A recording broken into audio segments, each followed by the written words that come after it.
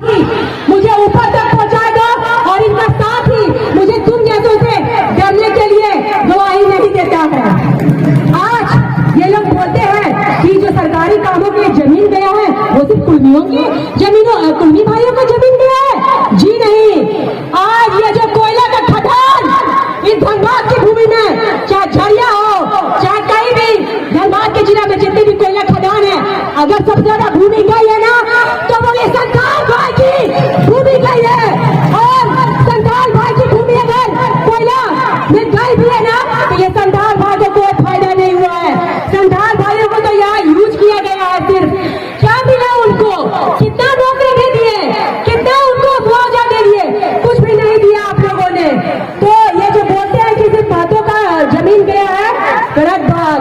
आप जमशेदपुर में भी देख लीजिए, चाहे वो चांदी लिए टाटा हो, वहाँ भी मुंडा मान की भाइयों का जमीन गया है।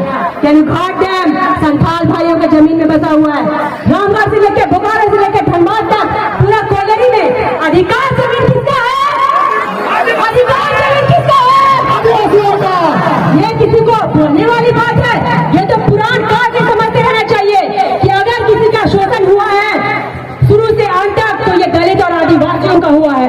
और ये जो हमारे लिए कानून आज बनाया गया है ना, ये हमारे लिए कानून जो बनाया गया है उनके लिए हमारे आदिवासी पूर्वज ने कितनी लाशें अपनी बलिदान में दी है, कितने आदिवासी पूर्वज को बलिदान देना पड़ा है, तब आज हमारे लिए कानून बनाया गया है, हमारे आरक्षण के लिए हमें शासन बनाया गया है।